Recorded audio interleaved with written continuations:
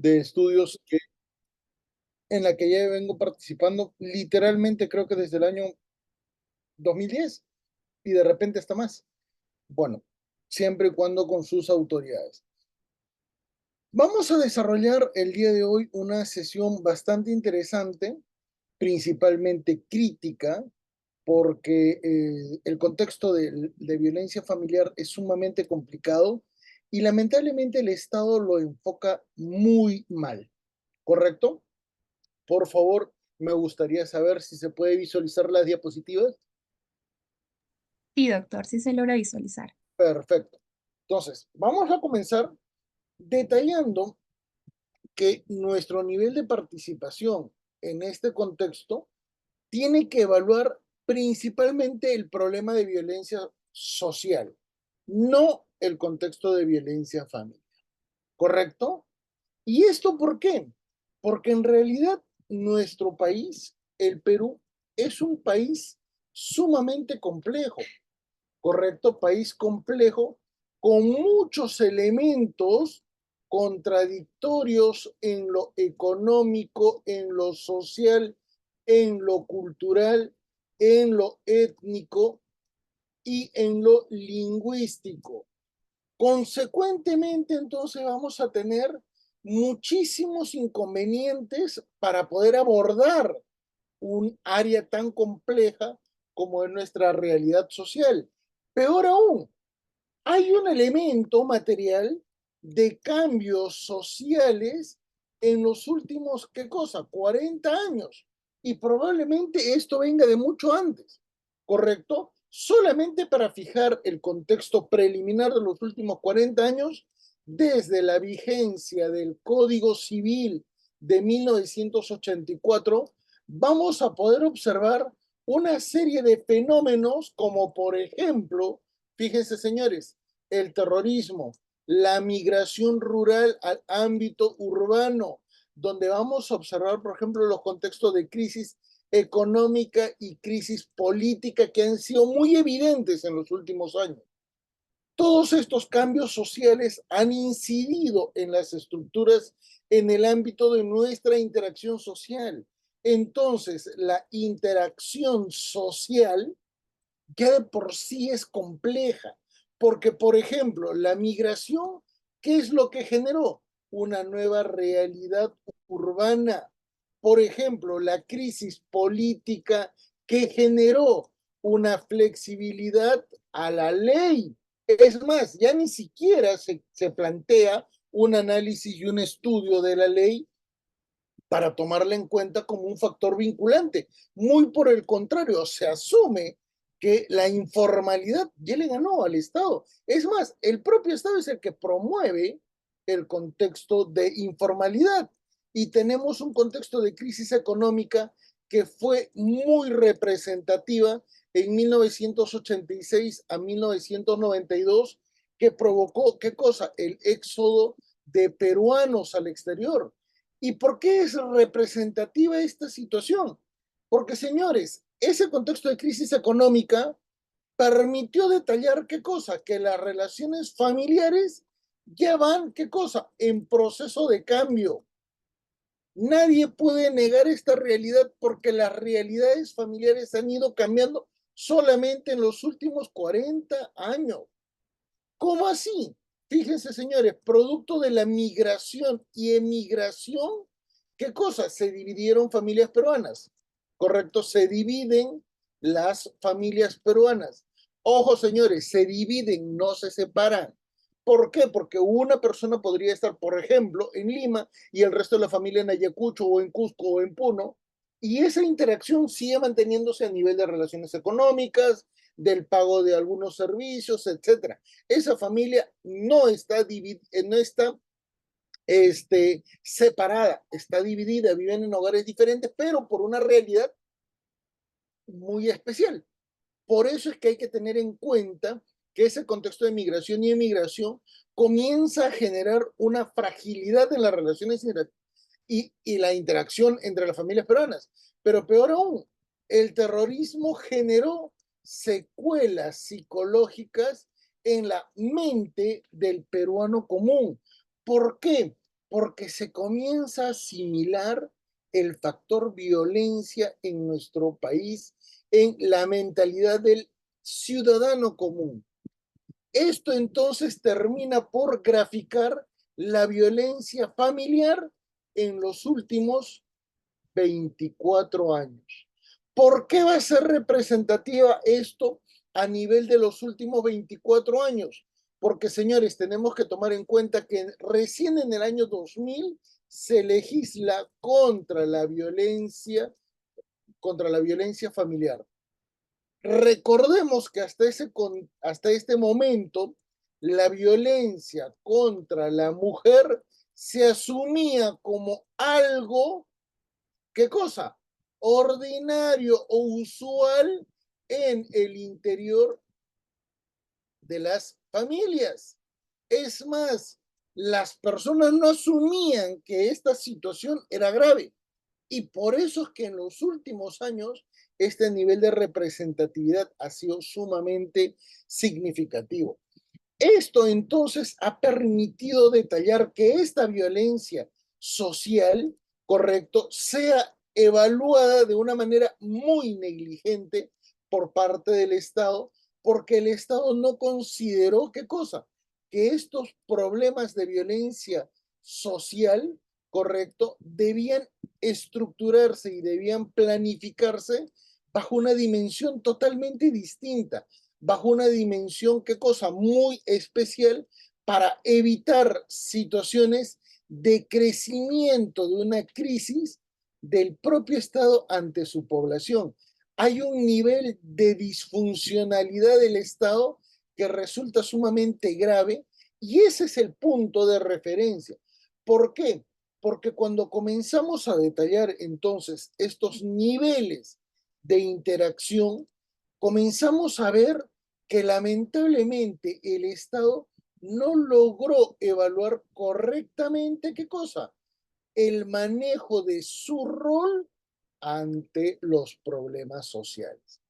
El no asumir correctamente el rol en el ámbito social provoca pues un contexto de desnaturalización y deslegitimidad del Estado, con lo cual tenemos un severísimo problema sobre el cual el Estado no ha podido ejecutar acciones diligentes ante la población. ¿Correcto? Y acá tenemos que identificar los diferentes mecanismos en los cuales el Estado puede evaluar la realidad social.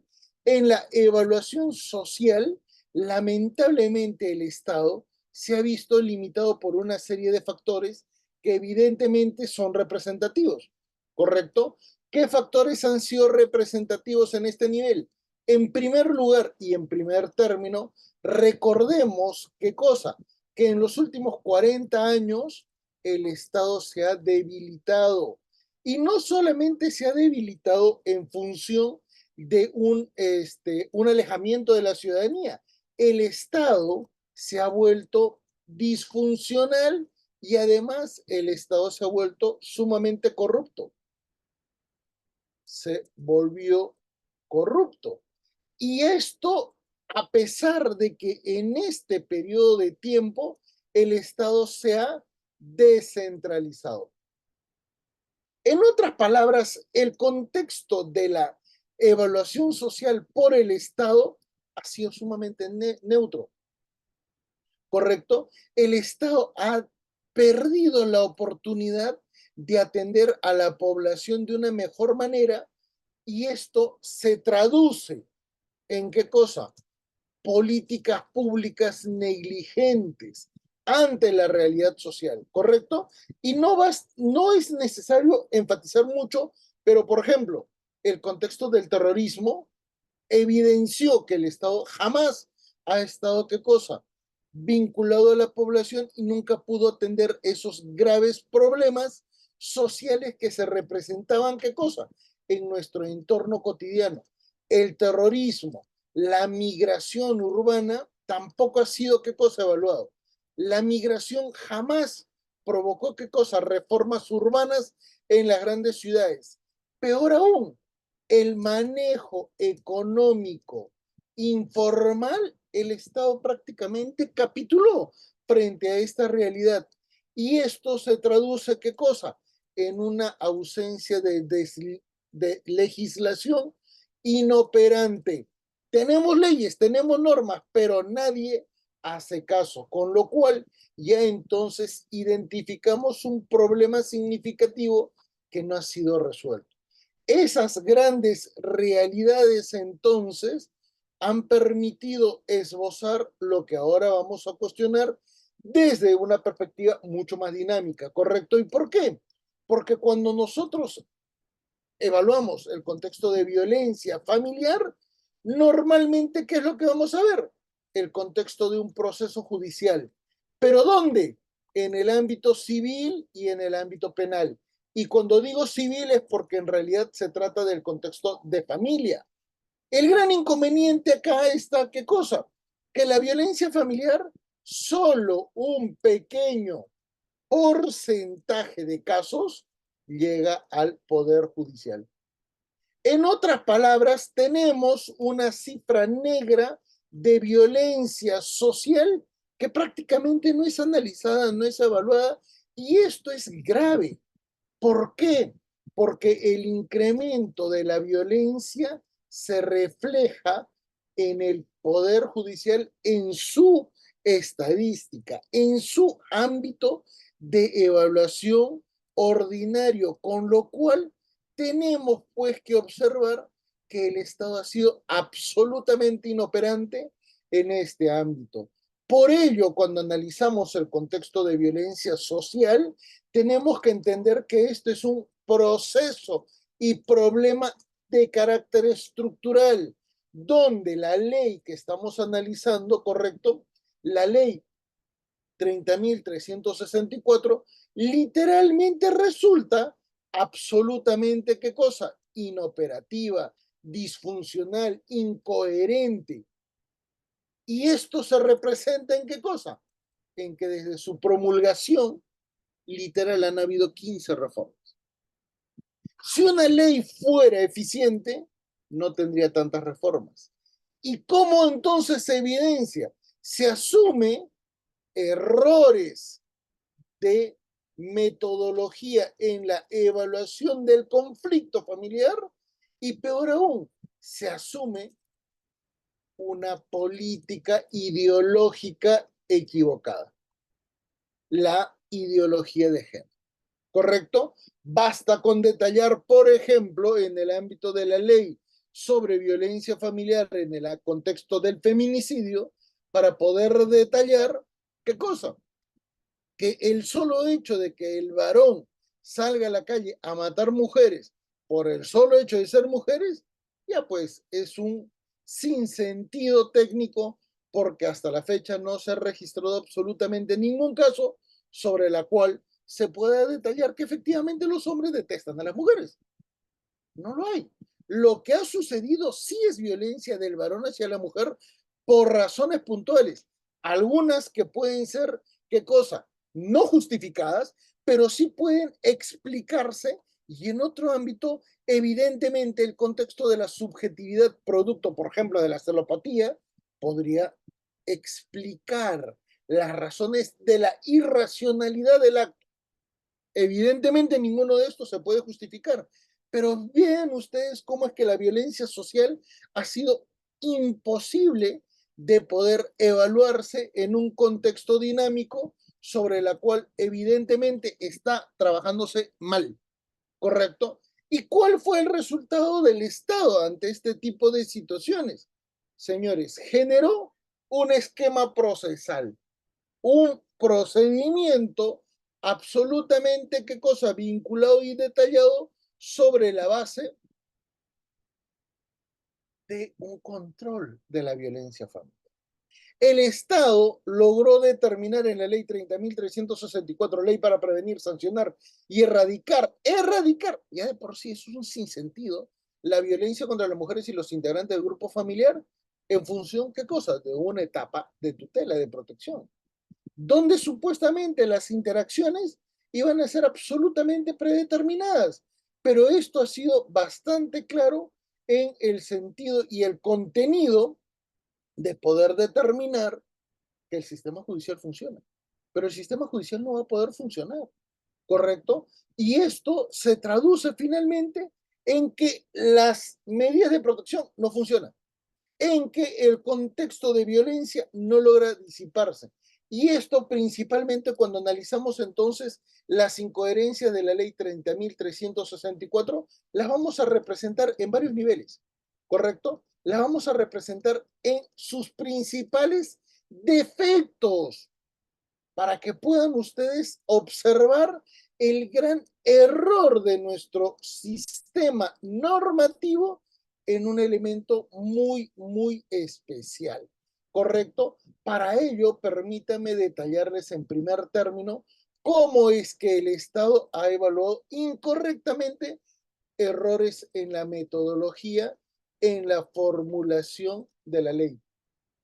¿Cuáles son los principales errores que nosotros podemos observar en el ámbito de la ley? Primer error, solo la mujer es víctima, porque ese es el sentido de la ley. Segundo error, correcto, segundo error, la mujer es la víctima preferente. No se toma en cuenta probablemente, ¿qué cosa? La participación de otros sujetos que sí pueden ser totalmente afectados por violencia familiar. Y esto nos permite detallar el tercer error, la invisibilidad. Bueno, primero, la escasa evaluación de personas en riesgo o en peligro. ¿Quién es? Niños, niñas y adolescentes, adultos mayores, personas con discapacidad. Ellos no son evaluados, ¿correcto? Ellos no han sido predeterminados en nuestra legislación. ¿A razón de qué? No se puede comprender, no se puede explicar, pero esa ha sido la realidad de nuestra legislación y consecuentemente los errores materiales han sido sumamente expuestos. ¿Correcto? Por ello va a ser muy interesante exponer nuestro punto de vista porque consideramos que efectivamente hay elementos que podrían ser mejorados en la actual legislación, pero sobre todo porque los errores han sido sumamente expuestos. Cuarto error, asumir que el Poder Judicial y el Ministerio Público tienen capacidad logística para atender estos problemas. Y bueno, ni siquiera ya solamente el Poder Judicial y el Ministerio Público. También podríamos incluir acá a quién, a la PNP. No tienen capacidad, y no porque sean malas instituciones. Lo que sucede es que los contextos de violencia familiar son tan elevados que evidentemente esto no ha sido tomado en cuenta. ¿Y esto por qué? Porque hay un error en la evaluación de qué cosa, del sistema de justicia. Los errores son absolutamente manifiestos. Por ejemplo, en el ámbito del Poder Judicial, no se toma en cuenta que se trata de un único conflicto. ¿Y dónde está el problema? El problema está en cómo se evalúa en la evaluación del conflicto familiar, porque puede ser penal o puede ser civil familia. Y eso está mal, porque se trata de la misma situación. Entonces, ¿cómo puede ser posible que un contexto de violencia, por ejemplo física, por ejemplo psicológico, genere un proceso de divorcio y eventualmente ese tipo de agresiones no genere una situación penal? ¿Mm? ¿Qué pasó ahí? El juez que está evaluando el divorcio donde acredita que hay agresiones físicas, no necesariamente va a comunicar al Ministerio Público la agresión física.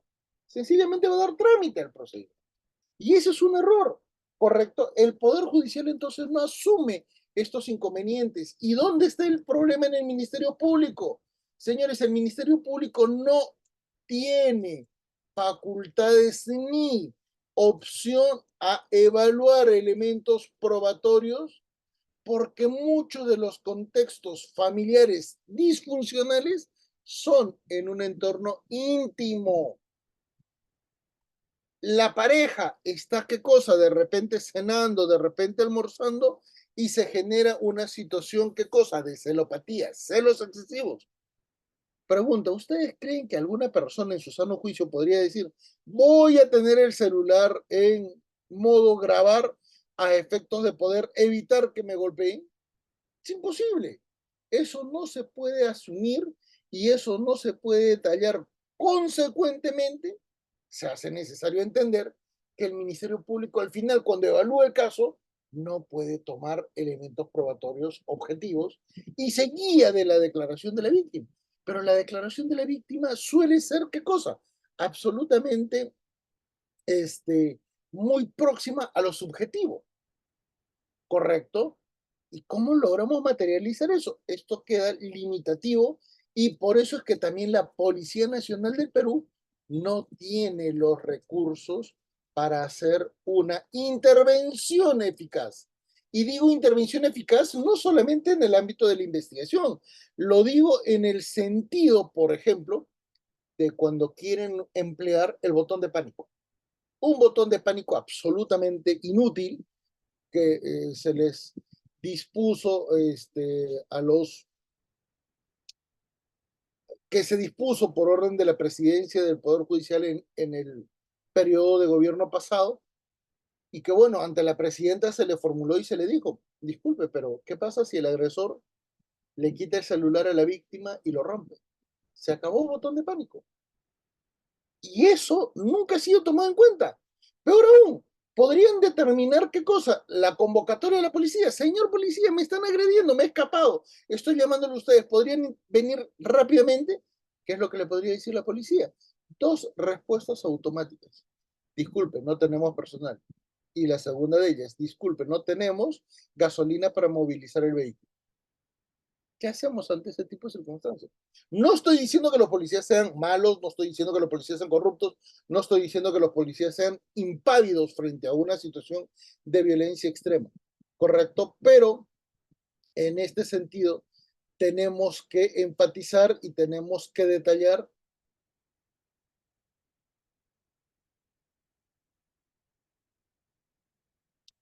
un elemento sumamente significativo, ¿correcto? Esto es bastante complicado de entender. Y peor aún, hay otro sistema a nivel del error en la realidad familiar. Y estos errores se traducen desde una visión decimonónica del conflicto, tanto en lo civil familiar como también en lo penal. ¿Correcto? Hay dos errores entonces. ¿Por qué los errores desde el punto de vista civil familiar?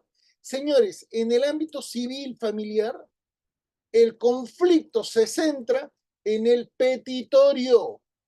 Y esto es, ¿qué cosa? Estático en el tiempo. ¿Por qué? Porque solamente nos determinamos de un único elemento. El problema es que el conflicto familiar es dinámico, es subjetivo y suele movilizarse en función de los intereses y de las condiciones de las personas. Entonces, esto es sumamente complicado de poder entender y de poder explicar sobre esta base. Entonces, tenemos que entender que ese conflicto civil familiar, que ese conflicto en lo civil familiar no puede evaluar el contexto de violencia familiar. Y por eso que en el ámbito penal tampoco, porque la pena y las medidas las, a ver, y el sistema de prevención penal no funcionan, ¿correcto? No podemos decir que la pena y el sistema de prevención penal funcionen. Lamentablemente tenemos un gran inconveniente en este punto. ¿Y saben cuál es? Que lamentablemente, cuando detallamos en caso de feminicidio, ya atentó contra la pareja, ya la mató. Pregunta, ¿cómo rehabilitamos eso? ¿Mm? En caso de tentativa de feminicidio, les voy a dar otro elemento absolutamente negativo. Miren, datos estadísticos de un ex jefe del Instituto Nacional Penitenciario. Por ley, los condenados de feminicidio o tentativa de feminicidio han perdido muchos beneficios penitenciarios. Un momento, pero en el contexto familiar, ellos han perdido ¿qué cosa? Su condición y posibilidad de ¿qué cosa? Recibir visitas íntimas. No lo pueden formular. Pero un momento, adivinen quién está solicitando las visitas íntimas. Las mujeres que han sobrevivido a los ataques feminicidas. Ojo, no todas. Estoy indicando que estas son estadísticas del INPE. ¿Y la razón cuál es? Que estas mujeres se han enterado que si bien es cierto el conflicto penal, correcto, que determinó una sentencia condenatoria, no disuelve el matrimonio. Y al no disolver el matrimonio, se dieron cuenta también que en un entorno personal, los agresores podían generar vínculos afectivos con terceras mujeres. Y las esposas, para evitar este tipo de situaciones, han generado esta condición. ¿Correcto? Bajo este tipo de elementos es absolutamente referencial. Y este tipo de condiciones referenciales nos permite, pues, detallar que estamos ante una situación absolutamente poco real con el conflicto familiar. Y el conflicto familiar, entonces, se asume bajo un carácter dinámico, atemporal y subjetivo. Por eso es que la aplicación del procedimiento de tutela no funciona. ¿Y por qué no funciona? Porque en primer término las medidas de protección son en esencia medidas cautelares. Son su principal elemento a nivel de reforma de su contenido material. ¿Correcto? Este nivel de evaluación entonces nos permite decir que estamos ante un panorama absolutamente distinto y diferenciado sobre la cual es evidente que tenemos que generar una nueva perspectiva de evaluación. Esa nueva perspectiva de evaluación entonces nos permite entender y comprender qué cosa, que inclusive la evaluación temporal del caso no es inmediato. ¿Y por qué no es inmediato? Porque podemos tener qué cosa, dos procesos judiciales paralelos. Podemos tener eventualmente un caso penal y un caso civil familia. ¿Correcto?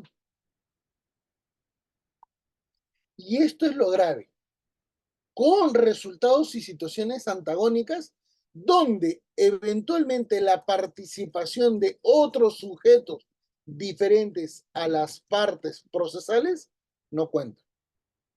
Entonces ya tenemos una severa crítica a la ley de violencia familiar porque lamentablemente nunca tomó muy en cuenta lo que se estaba evaluando.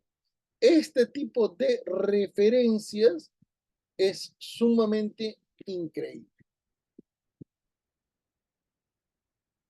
Un segundo.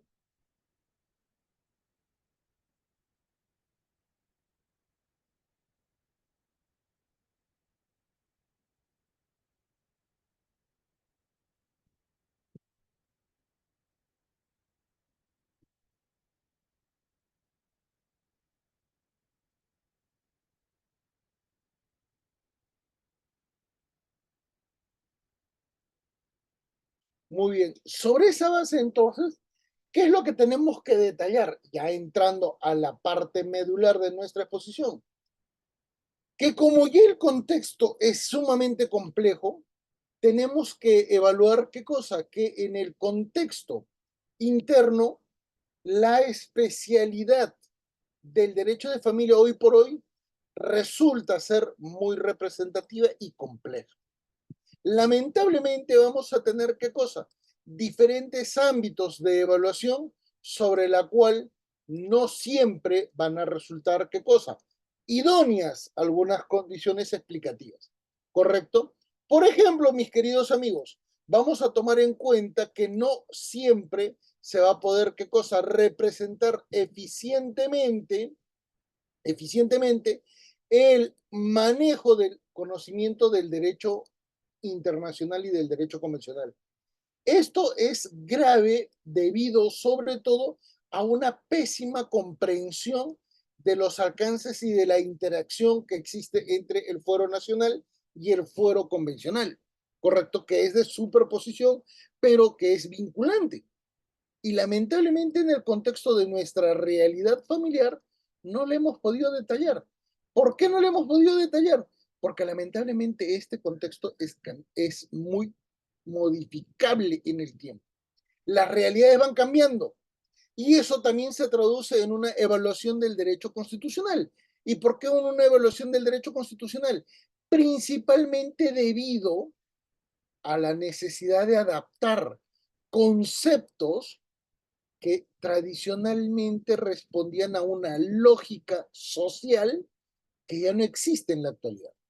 Por ejemplo, si ustedes revisan el Código Penal de Maurtua, se darán cuenta que los contextos de violencia sexual contra la mujer en muchos casos era permisible. La violación a mujer casada, la violación a mujer que no era virgen, la violación a mujer con hijos, no era sancionable. ¿Y saben por qué?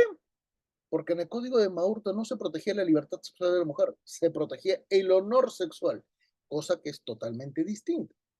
Ya recién con el Código Penal actual 1991, la mujer cuenta con libertad sexual. Y esa perspectiva de evaluación constitucional sobre el derecho penal, sobre el derecho civil, evidentemente permite detallar y comprender una nueva dinámica. ¿Cuál es esa nueva dinámica? La participación de una persona como sujeto de derechos. Y esto es muy, muy importante sobre las cuales es posible detallar qué cosa. La ejecución de medidas de protección de parte del Estado hacia la población a través de las políticas públicas. ¿Correcto? También es importante entender el concepto y alcance del derecho civil y derecho procesal civil.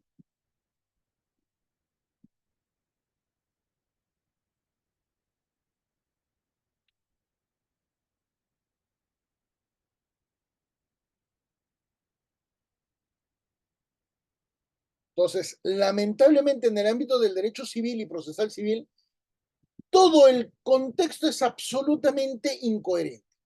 Y eso lo voy a detallar a continuación, ¿correcto? Para que vean cómo es que la dinámica del conflicto familiar no ha sido expuesta por la ley 30.364. ¿Y por qué? Porque el conflicto civil puro tiene otra naturaleza, mientras que el conflicto familiar es absolutamente distinto. En el ámbito del derecho probatorio, igual, no se analiza diligentemente qué cosa, el contexto de las dinámicas y de la interacción social. No se analiza en forma inmediata qué cosa, la evaluación de la participación de las partes en conflicto y consecuentemente es muy, muy diferente comprender cómo se puede establecer qué cosa, las dinámicas en un entorno absolutamente, ¿qué cosa? Mutable. Por eso es que tenemos que enfatizar estos elementos y peor aún en el contexto de derecho penal. Tenemos jurisdicciones absolutamente autónomas. Pregunta, ¿para qué sirve mantener qué cosa? El matrimonio en un caso penal donde se puede determinar la tentativa de feminicidio con condena inclusive de cadena perpetua y no determinar el divorcio. Y no me digan de que en el ámbito penal no se puede establecer acciones de carácter civil familiar. Por supuesto que sí. Por ejemplo, en la violación sexual a menores, esto es indemnidad sexual, véase que los jueces penales suspenden la patria potestad.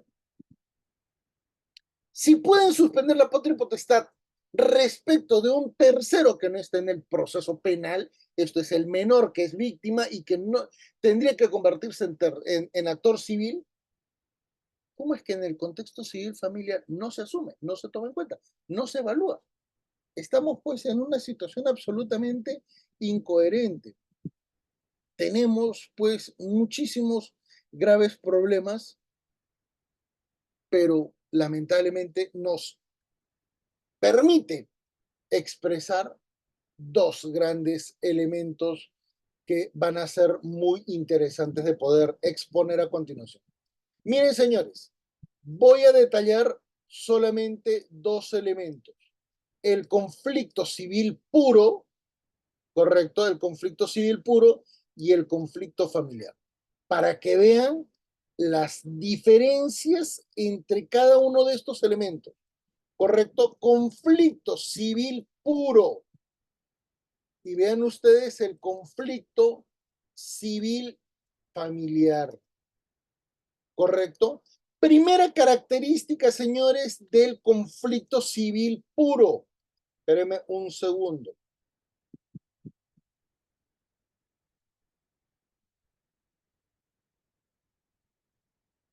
El primero de ellos, señores, el conflicto civil puro se limita, ¿qué cosa?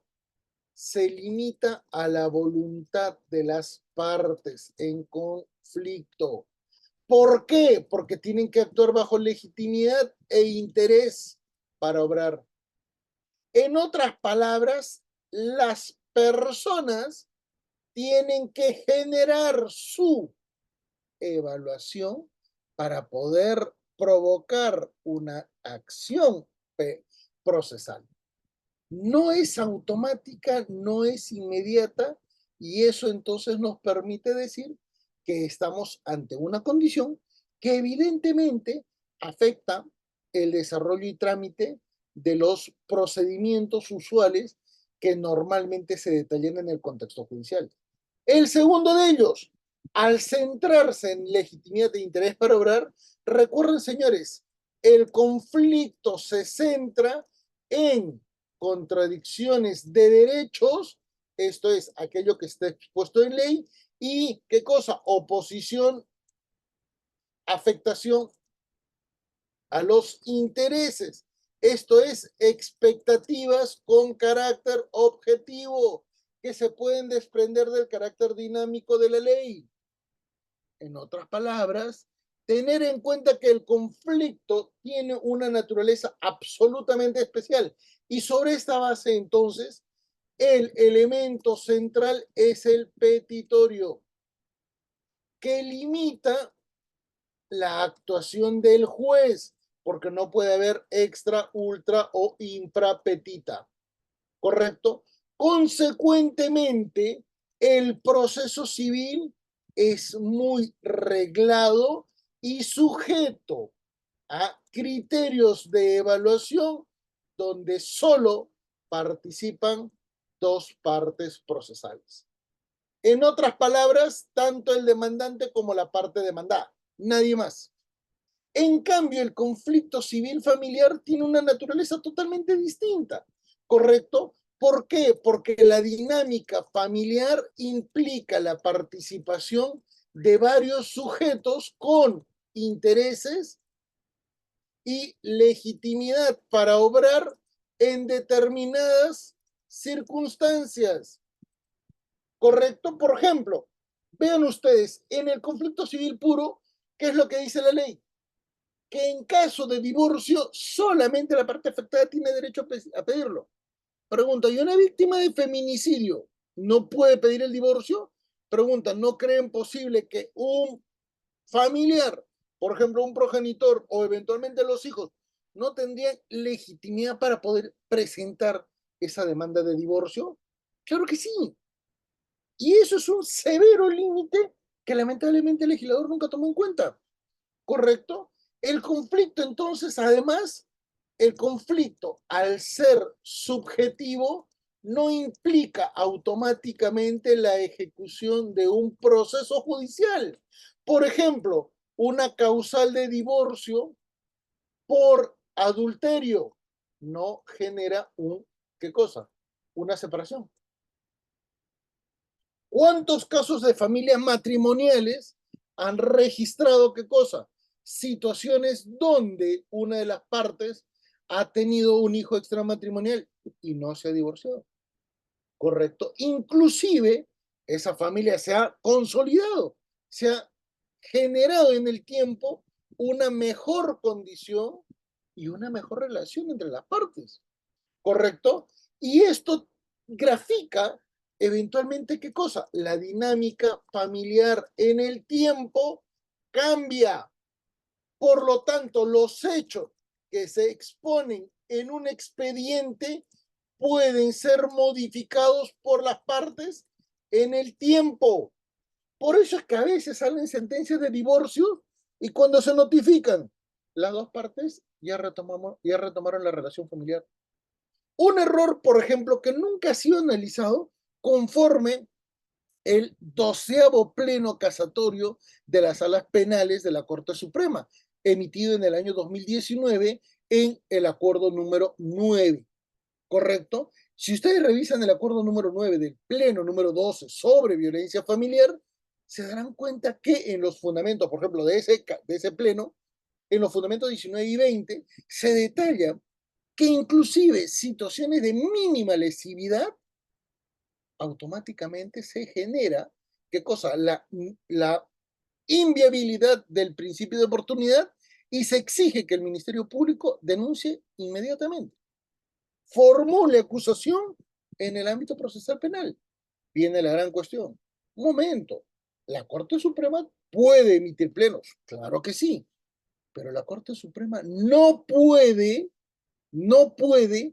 evaluar la acción del Ministerio Público, porque es un órgano constitucional autónomo y por lo tanto no le puede exigir que no tome en cuenta el principio, ¿qué cosa? De oportunidad. Es, una, es un pleno con una inconstitucionalidad manifiesta. Y ese es un error. Correcto, ese es un error. Y esto nos permite detallar qué cosa. Que en el contexto de la dinámica familiar, véase que las relaciones interpersonales en familias en crisis permite detallar la posibilidad de generar varios procesos sobre el mismo caso. Y esto provoca problemas de orden psicológico, problemas de orden procesal, problemas de orden material. Les doy un ejemplo sencillo. Imaginémonos que Adán y Eva están en una situación de crisis familiar. Esta situación de crisis familiar, ¿qué es lo que va a provocar? Va a provocar una situación negativa, ¿correcto?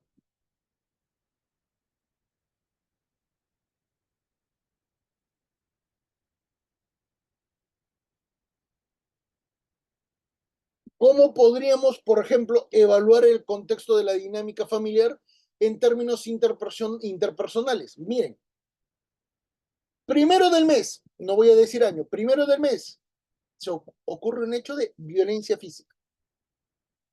Denuncia ante la comisaría. El día 2 o 3 de ese mismo mes, casi de forma automática. ¿Correcto? Casi de forma automática. Ministerio Público, Poder Judicial. 10 del mes, ya hay una acción penal. ¿Correcto? 4 meses después, la pareja se reconcilia y retoma la relación familiar porque probablemente tengan hijos en común o porque probablemente tengan elementos que pueden generar mayores controversias si es que la pareja se separa. Como por ejemplo, patrimonio en común, como por ejemplo, obligaciones en común, como por ejemplo, referencias donde habitan, donde están cohabitando. Entonces, la dinámica cambia bajo una condición absolutamente especial. Y bajo estos términos, por ejemplo, imaginémonos a Adán y Eva separados y con hijos. Y en el tiempo, Adán se casa con María. Si con María tiene nuevos hijos, en caso Eva plantee el incremento de los alimentos a favor de sus dos mayores hijos, de Adán evidentemente, María no podría participar en el proceso. Lo cual a por sí ya es un criterio absolutamente, ¿qué cosa? Imposible de ser evaluado en el ámbito de la ley 30.364. Peor aún, la ley es tan negativa y tan mala en su evaluación que nosotros podemos considerar que en casos en los cuales, miren, una cuñada agrede a la esposa de su hermano, pero la cuñada no vive en ese domicilio, eso no es violencia familiar, eso es agresión. Eso es agresión física. Dependerá de la pericia determinar si es agresión leve o agresión grave. ¿correcto?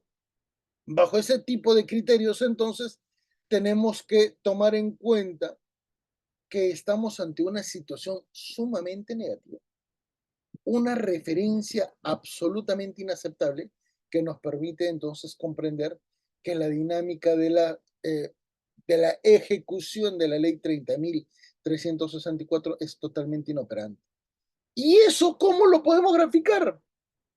Podemos evaluar un contexto dinámico sobre las cuales las múltiples situaciones de violencia, que van desde feminicidio, que es la más grave, hasta la indiferencia social, expuesta sobre la base de la exclusión social, discriminación, racismo, acoso sexual, bullying, alienación parental, violencia psicológica, violencia familiar, violencia sexual, lesiones graves y leves, homicidios, todo ello queda relativizado porque el Estado no ejecuta acciones correctas, no desarrolla elementos materiales y donde lamentablemente el contexto económico puede ser absolutamente negativo, ¿correcto? ¿Y por qué detallo que puede ser absolutamente negativo?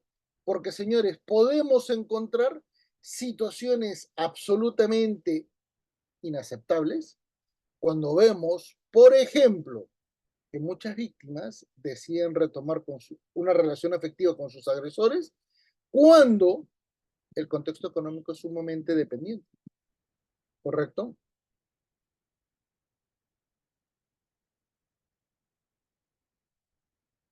Y esto es grave porque además vamos a tomar en cuenta que en la gran mayoría de referencias donde ocurren casos de violencia familiar, el sistema judicial es muy pequeño, muy reducido.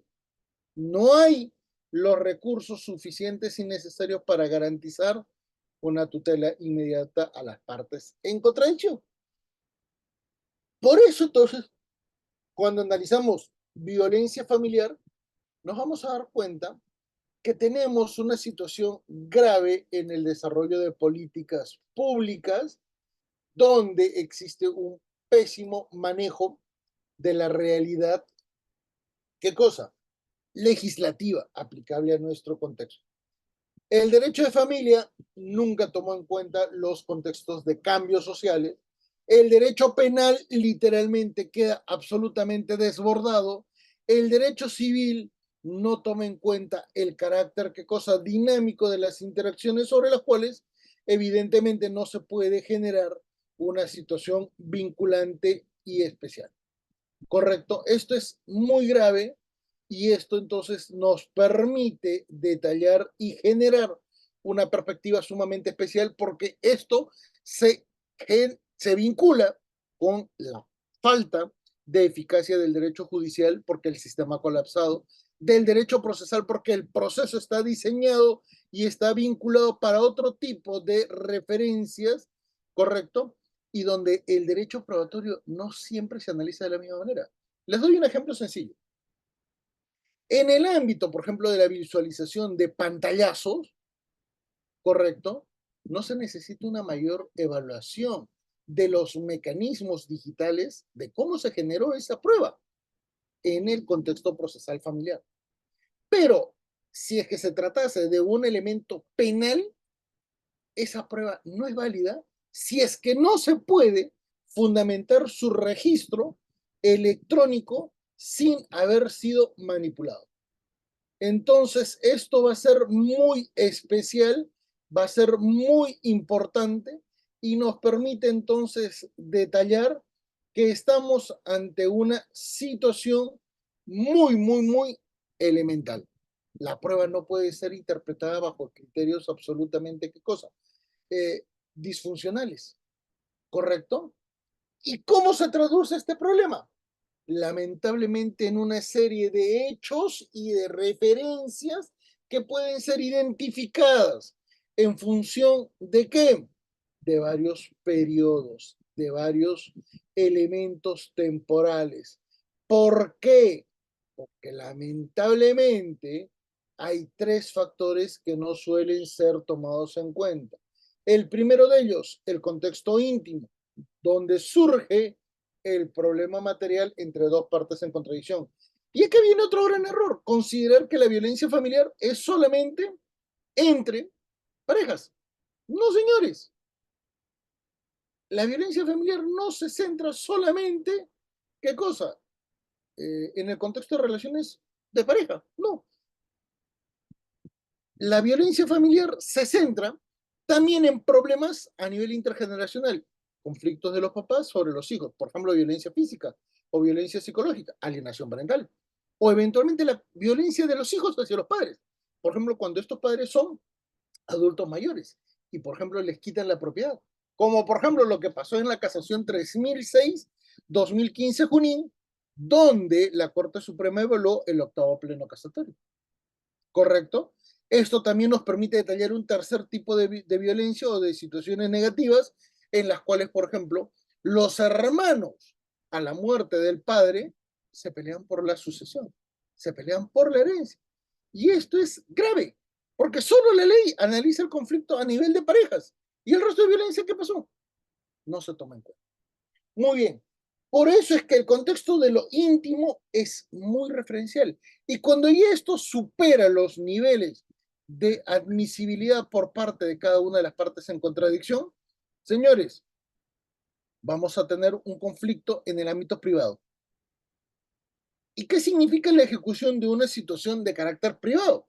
Significa que ya terceras personas conocen de estos problemas, pero no siempre se van a desarrollar en un trámite judicial. ¿Y por qué? Porque estamos ante una situación muy particular. Las personas todavía creen que pueden solucionar el problema, las personas asumen que aún es posible, ¿qué cosa? Encontrar un punto de intersección que pueda mejorarse y que de repente pueda solucionar el problema. Pero esto puede probablemente evaluarse en función, ¿qué cosa?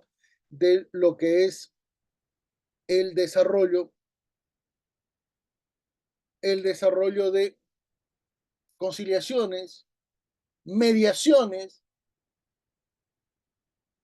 reclamaciones privadas, por ejemplo, en el otorgamiento de una pensión de alimentos, ¿correcto? Entonces, acá nos vamos a dar cuenta que tenemos una realidad muy particular y sobre la cual entonces tenemos que evidenciar que solo una mínima parte de todos los conflictos previamente detallados se van a exponer ¿dónde? En el contexto público. Y ojo, cuando digo contexto público es porque ya interviene el Estado. Y este Estado interviene sobre la base, sobre la base de un conflicto familiar. Y sobre esta situación vamos a poder enfatizar un elemento muy particular. Las partes procesales no siempre van a actuar de forma diligente, ¿correcto? Las partes no siempre van a evaluar. ¿Por qué? Porque la propia ley ya es inoperativa. La propia ley lamentablemente no toma en cuenta qué cosa, que en su principal objetivo de proteger a la familia nunca consideró situaciones absolutamente graves, como por ejemplo el hecho de atomizar el conflicto familiar. Si nosotros revisamos Código Civil, Código Procesal Civil y Código de Niño y Adolescente, que son vinculantes en estos contextos de conflicto entre progenitores respecto a los hijos, nos vamos a dar cuenta, nos vamos a dar cuenta que en esta dinámica las partes pueden escoger iniciar alimentos, hacer tenencia, solicitar régimen de visitas, cuando los tres son vinculantes y los tres se manejan en órganos judiciales diferentes. Es más, se pueden plantear en órganos judiciales con jurisdicciones distintas.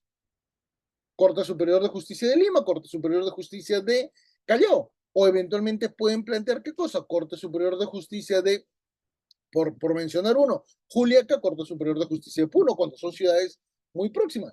Entonces, esto es la parte absolutamente incoherente del legislador y que lamentablemente ha provocado que tengamos que asumir un contexto sumamente particular para poder enfatizar qué cosa, que el análisis del proceso y del conflicto familiar dista mucho de la evaluación de lo que dice la ley respecto a la ley 30.364, porque el propio contexto penal no ha sido tomado en cuenta.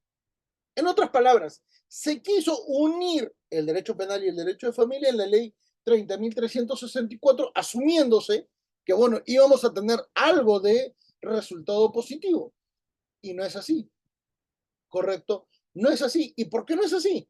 Porque si nosotros comenzamos a evaluar los elementos que conforman el delito, nos vamos a dar cuenta, mis queridos amigos, que, por ejemplo, esto dista de lo detallado por el Acuerdo Plenario 09-2019 que les había detallado en el 12º Pleno Casatorio Penal. ¿Y por qué? Porque el expediente judicial se centra solamente en conflictos entre parejas y las situaciones que se desarrollan en los demás entornos familiares no es tomado en cuenta, no es evaluado.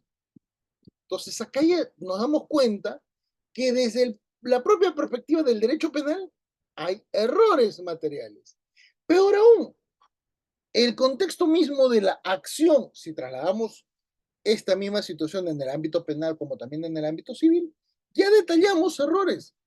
¿Por qué? Porque en muchas situaciones la propia voluntad de las partes genera una condición limitativa. ¿Cuál es esa condición limitativa? Por ejemplo, me denuncias y ejecuto estas acciones que van a ser sumamente graves. Doctor Henry Víctor, dígame por favor para poder atender su pregunta. No hay ningún inconveniente. Por favor, Henry Víctor, ¿podría levantar el micro? Adelante, por favor, estimado participante Henry Víctor. Eh, mm, sí, buenas noches, doctor Tapia. Muy interesante su ponencia. Doctor, quiero hacer una consulta. Mire, en la experiencia que he tenido en algunos casos de esta ley 30.364, hay una distinción que la ley hace entre entre conflicto familiar y violencia familiar. Uh -huh. Y cuando se habla de conflicto, recurren a una definición de los psicólogos que dice que es una contraposición de intereses, es una situación en que los familiares están enfrentados por Familiares no, pareja, pareja. bueno, o pareja, claro, hay un enfrentamiento, pero son posiciones, ¿no? En las que no se Claro, ponen de acuerdo y se faltan el respeto y eso, pero eso no entraría dentro de la ley porque es un tema que no es violencia. Y más bien después hablan de violencia familiar y ahí sí hacen referencia a un contexto de poder o a un contexto de responsabilidad o a un contexto de confianza. así es. Y justamente ahí es el tema y ahí va mi pregunta. Si usted nos puede, porque he visto que usted todo lo está manejando en cuestión del conflicto, pero al margen de eso, si usted nos puede más o menos dar su opinión, ¿cuál es la diferencia al menos entre el contexto o sobre el contexto de confianza en sí? Porque al menos el contexto de responsabilidad ya más o menos lo entiendo que es aquella situación en la cual el agresor está en una posición de garante respecto a la víctima. Por ejemplo, los padres respecto a los hijos menores de edad, ¿no? Tienen un deber de protección, cuidado, y cuando abusan de esa posición que les da la patria potestad, pues entrarían en conflicto de responsabilidad. Y el conflicto de poder, bueno, puede ser por dependencia económica o puede ser el caso de un adulto mayor que depende para su cuidado, digamos, de un hijo, de un nieto, y él también abusando de eso, ¿no? Ejerce maltrato. Pero el contexto de confianza es el que trae más problemas porque no queda muy claro. Yo leí una lectura que le publicaron en Legis que decía que era que ellas se daban en relaciones horizontales, ¿no? No eran, y en la cual la víctima no se representaba que su agresor pudiera actuar en su contra o en su perjuicio, pero y que se basaba en un vínculo afectivo.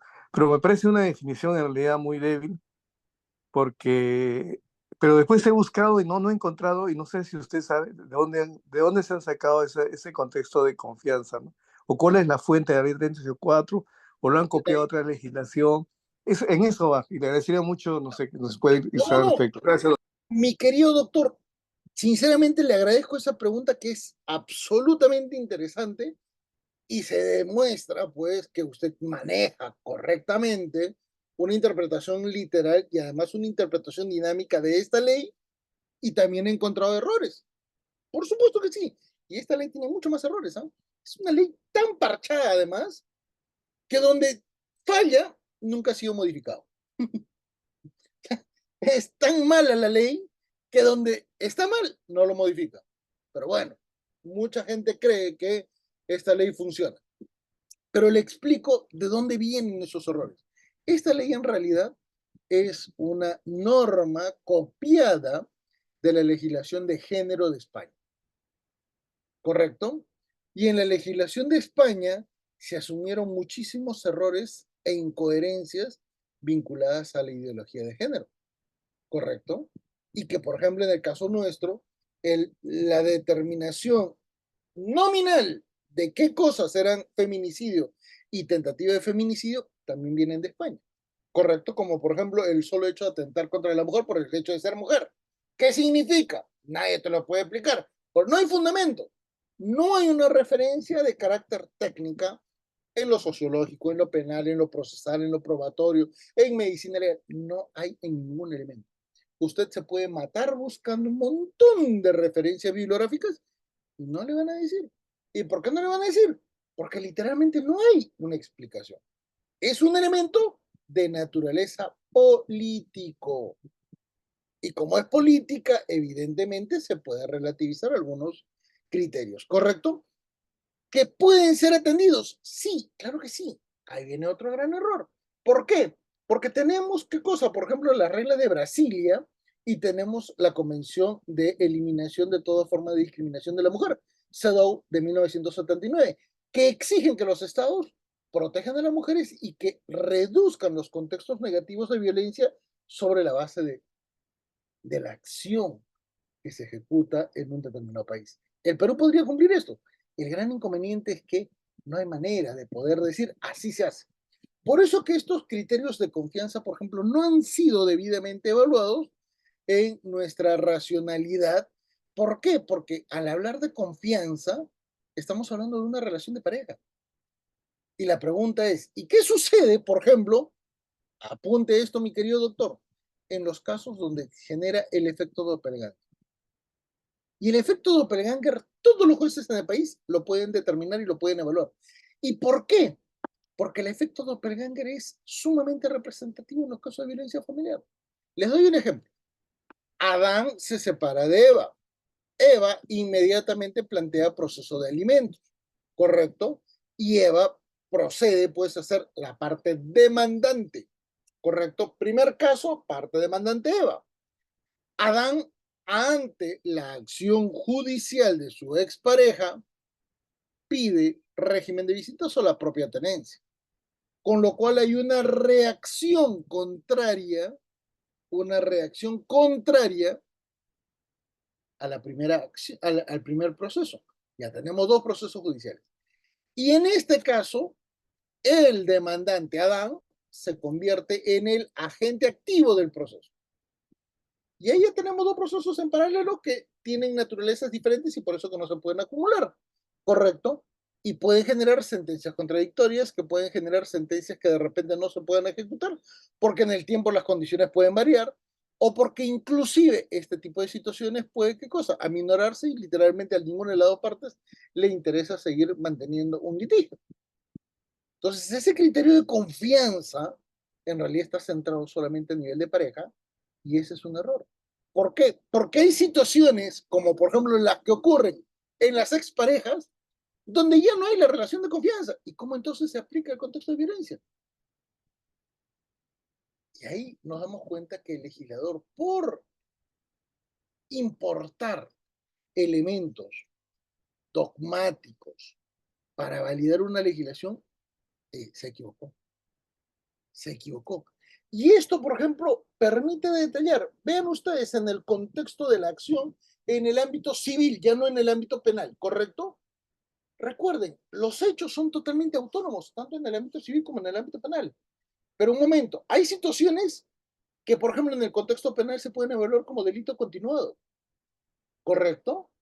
Agresiones psicológicas, agresiones físicas, tentativa de feminicidio. Está incrementándose la violencia. Eventualmente hay situaciones donde la reacción del agresor fue inducida, fue provocada. Les doy un ejemplo muy particular que esto lo he podido apreciar, ¿correcto? El esposo llega a su domicilio y lamentablemente en su hogar encuentra a su esposa con su amante en la habitación. Entonces, estamos ante una situación muy común, hoy por hoy eso es muy común, el contexto de los adulterios e infidelidades, correcto, de ambos géneros por si acaso, y donde el varón, sin pensar, sin meditar, sin evaluar las consecuencias, atenta contra la integridad de estas personas. En el contexto de su esposa, eso puede generar, ¿qué cosa? El proceso de tentativa de feminicidio contra el amante podría generar agresiones y lesiones, ¿correcto? Pero un momento, el Código Penal detalla que en situaciones excepcionales, cuando no existe la posibilidad de evaluar el dolo, no hay delito. Pero en familia, eso sí, prácticamente queda invisibilizado.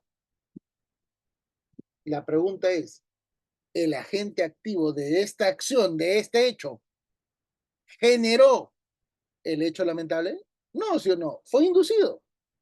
Eso se llama el agente provocador.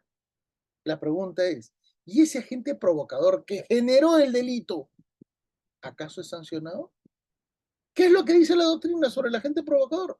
El agente provocador normalmente es el infiltrado de la policía, el infiltrado del Ministerio Público, que participando en una organización criminal induce a los demás a cometer un delito. Y como todos han cometido el delito, cuando ya llega a generarse la captura de todas estas personas, ese agente provocador es exculpado de responsabilidad porque actuó bajo la necesidad de provocar la comisión de un delito. La pregunta es, ¿y eso se podría aplicar en el contexto de familia? No, por la perspectiva de género. Entonces, ahí nos damos cuenta que la gran pregunta que nos ha planteado nuestro compañero nos permite decir, la ley fue mal elaborada. ¿Y saben cuál es el elemento que permite detallar que esta ley ha sido muy mal elaborada? La primera de ellas, todos los especialistas de derecho de familia no conocen derecho penal. Todos los especialistas en derecho penal y derecho procesal penal en el contexto familiar no conocen derecho constitucional ni conocen derecho probatorio. Los procesalistas que conocen derecho procesal y derecho probatorio no conocen el derecho internacional y derecho constitucional. En otras palabras, analizar el contexto de violencia familiar, entonces, bajo este tipo de referencias y elementos negativos, nos permite decir un factor absolutamente elemental. Para poder reformular una buena ley sobre violencia familiar, se necesitaría la participación de muchos especialistas que trabajen de forma orgánica y al menos uno de ellos que los dirija y teniendo las diferentes especialidades. Por eso, por ejemplo, y sin ánimo de ofender y sin ánimo de generar algún tipo de controversia, les podría decir, el doctor Barsi, excelente persona, magnífico profesor de Derecho Penal, de Derecho de Familia, por ejemplo, pero él no ve temas de violencia familiar respecto del proceso penal. ¿Y por qué no lo ve? No es de su especialidad, no es de su expertise. Él es civilista. Les doy otro ejemplo. Por ejemplo, vamos a hablar de personas que publican, que tienen grados académicos, que son personalidades en el ámbito universitario. No vamos a hablar de las personas que paran saliendo en conferencias, en redes sociales, porque eso no es un perfil académico. Eso es inclusive lo que Carlos Caro dijo, que hay profesores universitarios y hay profesores de redes sociales, lo cual ya de por sí genera un mal sabor porque hay algunos colegas como abogados que lamentablemente hablan cualquier tontería. Y eso hay que decir. Literal, hablan cualquier tontería. Entonces, los profesores de redes sociales siempre dicen, yo soy experto, yo manejo esto. Les hablas de derecho probatorio, no saben. Les hablas de medicina legal, no saben. Les hablas de elementos convencionales, no saben. Les hablas de derecho procesal civil, no saben. La pregunta entonces es, ¿y de qué sabía? Te generan estas malas informaciones y que lamentablemente terminan, ¿qué cosas? Siendo propaladas porque constantemente los invitan como si fueran grandes eminencias. No tienen grados académicos, no forman parte de la vida universitaria, pero aún ni siquiera publican. Entonces, ¿cómo les hacemos caso? Ahí tienen el gran problema de escoger qué cosa. Muchísimas personas en función de los links o de los,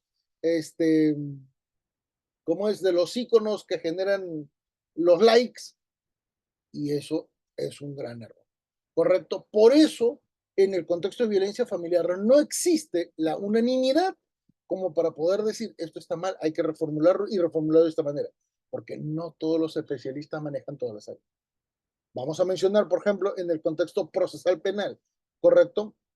Alonso Peña Cabrera, sabe, fiscal superior, excelente persona, muy conocedor del contexto de violencia familiar. Pero un momento, ¿él sabe los temas de familia? ¿Sabe los temas de derecho constitucional? No. Y él mismo lo detalla, porque es consciente de que hay ciertos límites. No todo el mundo tiene la especialidad de la todología, ¿correcto?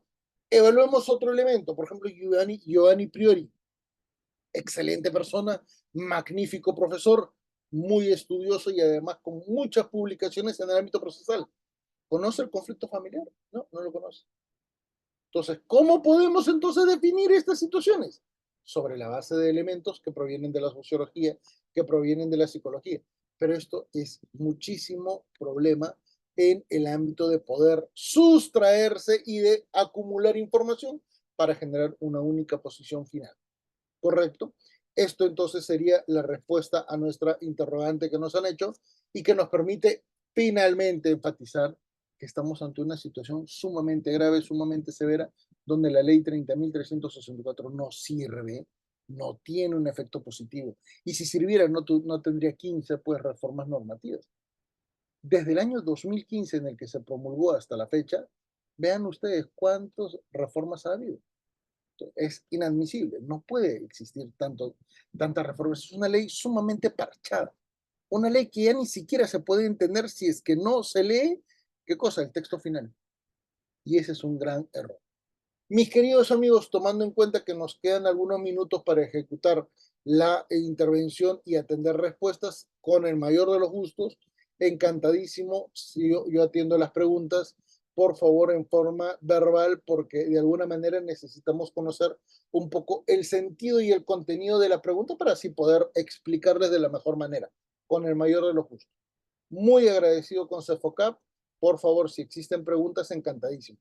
Ahora estoy viendo algunas situaciones de referencia en el ámbito de los mensajes, pero si hay preguntas, por favor, en vivo.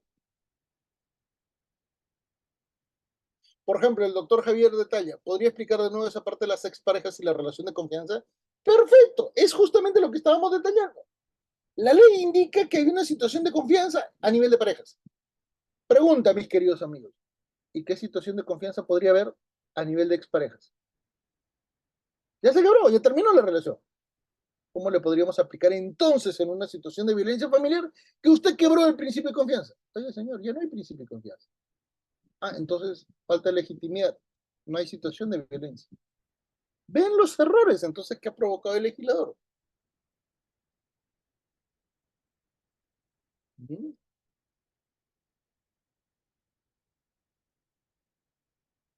Muy bien, si hay alguna consulta con el mayor de los gustos.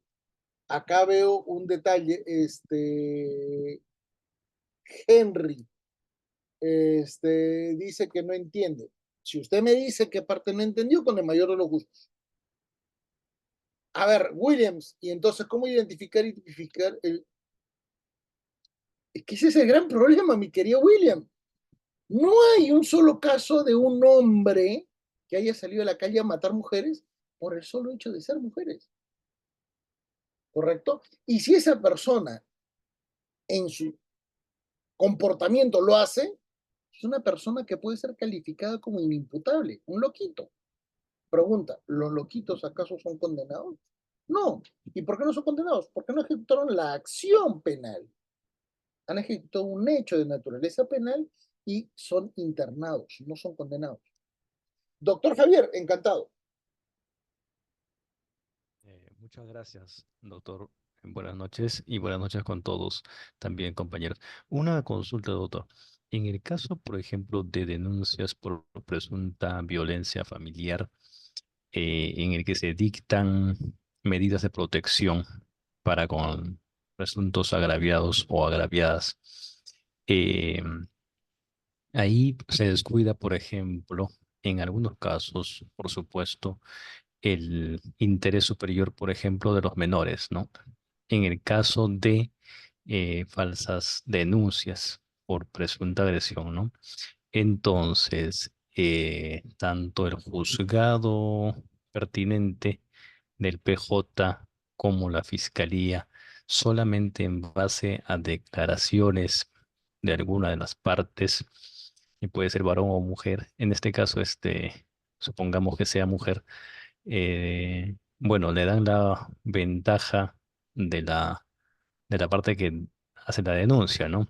Pero como usted decía en la sesión, esos elementos objetivos, además de la sola declaración, eh, son insuficientes, creo que como criterio para efectos de dictar las medidas de protección, ¿no? Y también para efectos de que el Ministerio Público pueda resolverlos o en todo caso determinar si, digamos, la denuncia cumple con los requisitos o no. Entonces se genera un problema, ¿no? Un problema mayor porque supongamos que se hace la denuncia y esta no resulta verídica o corresponde con la verdad, entonces una de las partes ya está privada, por ejemplo, de proteger de repente a los menores, ¿no? Entonces, situaciones como esas se suceden y ahí de repente usted podría comentarnos cuáles podrían ser los mecanismos para efectos de que esos tipos de denuncias eh, que no tienen contenido de verdad pudieran acelerarse o resolverse con un poco más de agilidad o celeridad, ¿no? Gracias. Bueno, el gran problema, y no solamente en el contexto de denuncias falsas, sino en todo tipo de situaciones familiares, se representan en tres niveles. Tema tiempo, dos, tema especialidad, y tercero de ellos, tema a nivel de conocimiento y evaluación de las personas. Imaginémonos que estamos en una situación sumamente ideal. Día 1 del mes se produce el hecho. Día 2 se ejecuta la denuncia. Imaginémonos que reaccionaron inmediatamente, ¿correcto? Inmediatamente, si hubiera habido una buena situación, una buena legislación, esto es en términos ideales, el Ministerio Público, la Policía Nacional del Perú, evaluaría el caso in situ. No solamente registraría la denuncia, iría donde fueron los hechos, tomaría información de personas que han estado cercanas o que eventualmente tomaron conocimiento de los hechos para saber quién provocó el problema, cómo se generó el problema, cuáles son las circunstancias que agudizaron el problema, cuáles fueron las circunstancias que probablemente no quedan dentro de un expediente familiar porque todo se forma a nivel, ¿qué cosa? De referencias expresamente detalladas en la legislación o civil o penal. ¿Correcto? Sobre esa base, pregunta, ¿el Ministerio Público no podría formular qué cosa? ¿Las medidas de protección mucho más eficaces? Claro que sí. El gran problema es que esto implicaría quintuplicar el número de juzgados, manejar por 20 el número de policías destinados a violencia familiar e implicaría una serie de situaciones para poder identificar qué situaciones son reales, qué situaciones son graves, qué situaciones pueden generar una controversia mayor o qué eventualmente o qué situaciones van a poder qué cosas ser disipadas. En muchos casos, les comento esto, no necesariamente se genera una denuncia o un proceso penal. Por ejemplo, hay denuncias de sustracción de menores. Aunque les parezca increíble, las denuncias por sustracción de menores, por regla general, se suelen resolver en un entorno donde la policía interviene. Los policías suelen convencer a los padres o a las madres que se han llevado de forma indebida e irregular a los hijos. Y esto es positivo, pero en extremo. ¿Por qué? Porque te demuestra qué cosa, que la intervención humana puede flexibilizar el conflicto y sobre esa manera, evidentemente, mejorar la situación crítica que está viviendo esa familia. Eso es lo que falta. El gran problema es, tenemos una lógica, tenemos un sistema procesal y un sistema judicial absolutamente vinculado a lo tradicional. Y lo tradicional hace mucho tiempo no logra ser eficiente en estos casos. ¿Correcto? Siguiente pregunta, por favor, pregunten en vivo.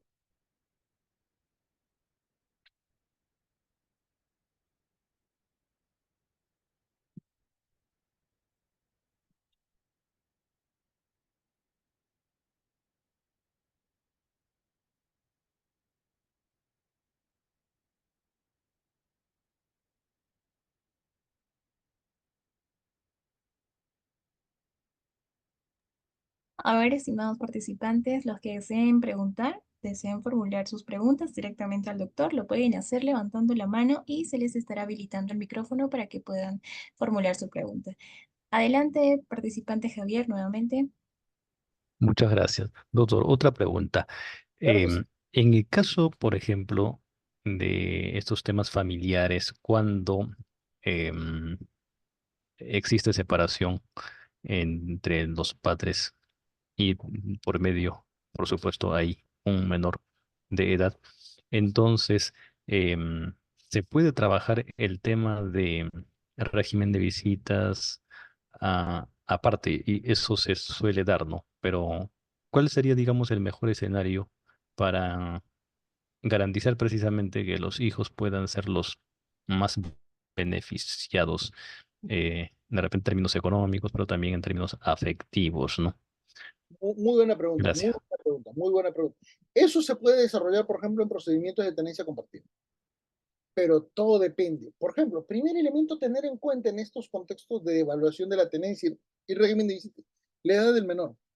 Un niño recién nacido evidentemente no puede estar sujeto a una tenencia compartida, pues. Tiene que estar con la mamá. Y no por una cuestión de machismo, ni tampoco una cuestión de feminismo. Evidentemente el contexto de la lactancia, el cuidado y la relación madre-hijo es absolutamente esencial. A los padres no tienen que ver eso una condición limitativa, pero cuando ya el niño va creciendo, ya tiene 4, 6, 8 añitos, evidentemente hay una mayor interacción con el papá. Y esto puede cambiar inclusive cuando ya son adolescentes, desde los 14 años en adelante, motivo por el cual es evidente que la mejor solución es la tenencia compartida, que garantiza, ¿qué cosa? Que el hijo, más que los papás, tengan una mejor interacción con sus padres. Así que esa sería la alternativa. Doctora Pilar Colonia,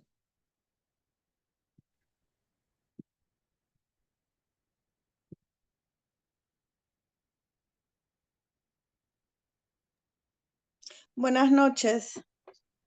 Buenas noches, doctor. Soy alumna. ¿cómo está? ¿Qué tal? Mi pregunta es sobre cuando uno va a poner la denuncia, siempre los policías ponen obstáculos mayormente a los varones, Ujú, porque si va una mujer, es fácil de poner una denuncia, ¿no? Que fue maltratada psicológicamente y físicamente. ujú. Pero cuando va un hombre, mayormente hasta los policías te dicen, ¿sabes qué? Esta denuncia no va a proceder, no, o sea, no va a ir a un buen puerto. En ese caso, le digo, es un caso que está pasando a mi hermano, ¿no? O sea, que ha ido y no le han aceptado la denuncia. Eso ¿Y qué es suele lo que pasar con casi todos los varones. Sí, o sea, mayormente, pero también después de un mes ha ido la señora a poner la denuncia por maltrato psicológico, físico, ¿no? Como dijo el anterior doctor, a veces mienten. No son todas las mujeres, pero hay mujeres que sí mienten. Entonces, indicando que le ha maltratado mi hermano, le ha maltratado sí, psicológico y físico. Pero en lo físico no hay ni un moretón, no hay nada. Pero ella ya se había ido el 25 de diciembre del 2023 y ella empieza a poner el 23 de febrero, recién la denuncia. Entonces, pero antes de eso, el día 26, mi hermano fue a la comisaría, puso la denuncia por abandono. Y en la actualidad se ha puesto la denuncia por alimentos. En el Poder Judicial también se ha ido, como no le aceptaron en la comisaría, se fue a la fiscalía a poner la denuncia, una denuncia verbal de maltrato psicológico y psicológico más que todo, porque físico no ha habido, ¿no? Tanto para mi hermano y mi sobrino, que es menor de edad de 11 años. Y Wow. ahorita, por ejemplo, ha ido al psicólogo, a la psicóloga mi sobrino, indica justo en el dibujo que le hace la psicóloga, indica que el día, ¿no? La fecha que se ha ido, indica que se ha ido con otra persona, que le ha abandonado, ¿no? Eso indica ahí en la psicóloga. Me envió hoy día justo el informe que ya se tiene que presentar a la denuncia de tenencia también que se ha presentado, ¿no? Eso era mi pregunta, ¿por qué siempre los varones, tanto varones como mujeres, somos agredidos? Entonces, yo creo que si es eso debería ser mutuo para ambas personas, porque también es contexto familiar, que si sufre la mujer y el hijo, o a veces hay mujeres que también pues se retiran de la casa, ¿no? Sin pensar en el hijo. Eso creo, no sé, a ver si me puede dar un alcance, doctor. Doctora, lo que sucede es que el contexto familiar es sumamente complejo. Probablemente usted con lo que ha detallado refleja la realidad que todo el mundo está observando, pero como usted ya está analizando un caso muy particular, ¿quién dice que de repente, qué sé yo, en diciembre de 2024 su hermano retome la relación con la señora? Lamentablemente ocurre. Por eso es que el conflicto familiar es subjetivo, ¿correcto? Entonces, muchas personas pueden ver a una víctima de maltrato familiar, decirle, oye, haz una denuncia o sepárate. Y lamentablemente no piensan en eso. Entonces, ¿cómo explicar ese tipo de realidades y circunstancias? Lamentablemente no se puede generar esto. Y por eso es que es mejor evaluar de forma un poquito más racional los contextos. El gran detalle, la ley tampoco te ayuda. Por eso es que el juez, cuando evalúa estos casos, no sabe cómo resolver, porque asume que todos los criterios son absolutamente, ¿qué cosa? Usuales y prácticos a lo que es un conflicto civil puro. Y por eso es que el sistema falla, por eso es que el sistema no logra ser positivo ni efectivo. ¿Correcto? Doctor Carlos Mori.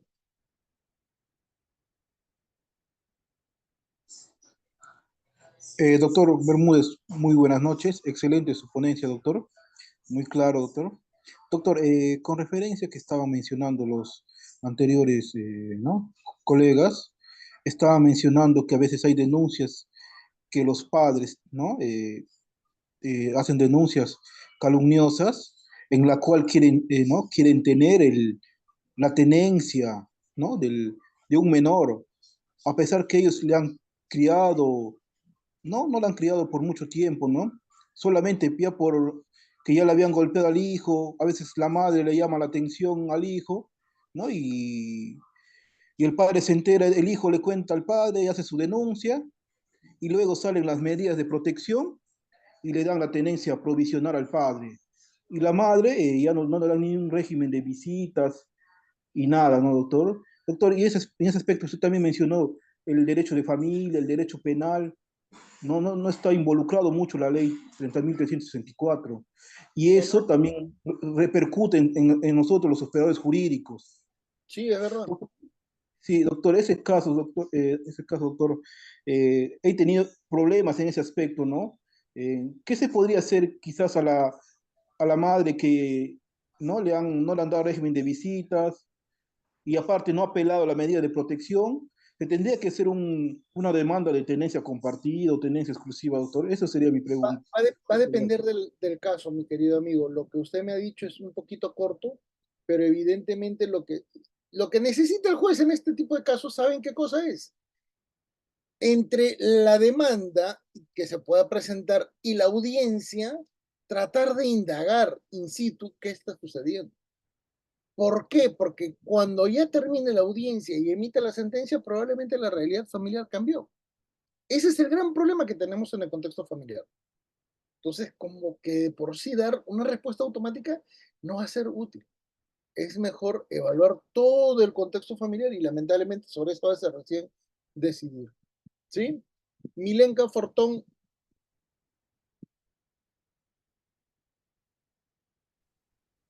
Hola, buenas noches. ¿cómo está? ¿Cómo está? ¿Qué tal?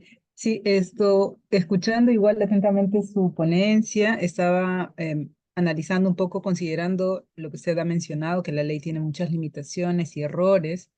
Entonces, ¿cuál sería la mejor manera de proceder ante casos de violencia contra la mujer o integrantes del grupo familiar, ¿no? Sería mejor en todo caso no denunciar, ya sea por todo el tema de la revictimización o por todo este tema de que es muy complicado a veces probar o como es la dinámica familiar, como usted lo está mencionando, que cambia constantemente. Sería No, en todo caso mejor evaluar otro tipo de acciones, es, resolver el conflicto porque incluso, perdóname, para terapeutas cuando se recibe parejas en conflicto, que ya ha habido agresiones y ha habido violencia, se dice que el profesional que recibe estos casos tiene que denunciar, ¿no? Porque ha sido ya comunicado de este tipo de delitos, ¿no? Porque si no sería como cómplice, ¿no? Entonces, ¿cuál sería, por eso pienso yo, el mejor procedimiento ante esto, ¿no? Como les digo, una vez que se ejecuta la denuncia o la demanda, no interesa. Primero que se tienen que unificar los procedimientos. Tiene que ser penal y civil y familia. Un solo juez. Un solo juez. Una vez que se tome en cuenta la denuncia o la demanda, automáticamente que el Ministerio Público indague, que la policía recoja los elementos probatorios. No me voy a guiar en solo lo que digan las partes, porque no saben, ¿correcto? Y el juez evaluar in situ la realidad familiar. Y en ese tipo de circunstancias, al saber quién inició el problema, cómo se inició el problema, ¿qué es lo que está haciendo el juez? Conoce la realidad familiar. Eso se llama principio de inmediación y economía procesal. Y ahí ese juez, sin la necesidad de ser tan drástico, podría solucionar el conflicto y podría, ¿qué cosa? Atender mucho mejor esta realidad. El gran inconveniente que eso exige, ¿qué cosa? El quebrar, el eliminar situaciones decimonónicas que están establecidas en la legislación. Esto tenemos que cambiar y evidentemente nos ayuda el haber sustentado, ¿qué cosa? La fundamentación del derecho procesal de familia desde el año 2003. ¿Mm? Muy bien. Y finalmente la última pregunta con el señor John Mitchell.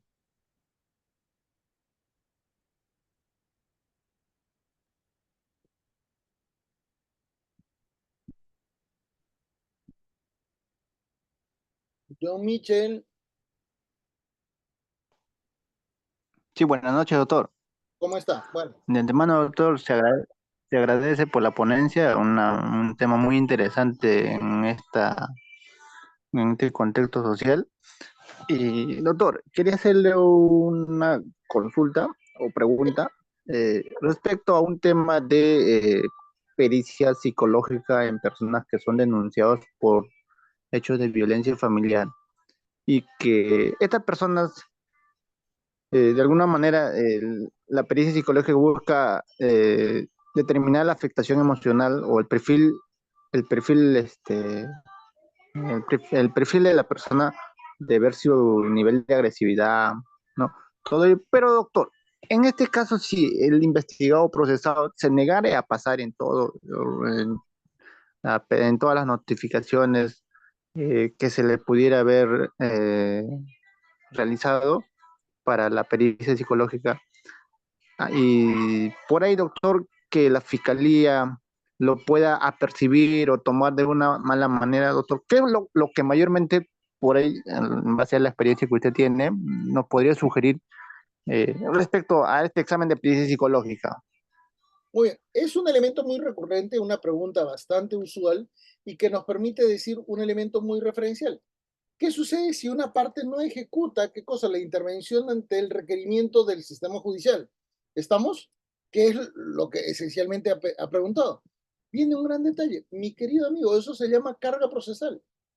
Si una parte omite, es renuente o inclusive evade las conminaciones del sistema judicial, señor, ese sujeto perderá, ¿qué cosa? La posibilidad de actuar de buena fe y sobre esa base, lamentablemente no podrá validar sus derechos cuando llegue el momento de la fundamentación de la sentencia.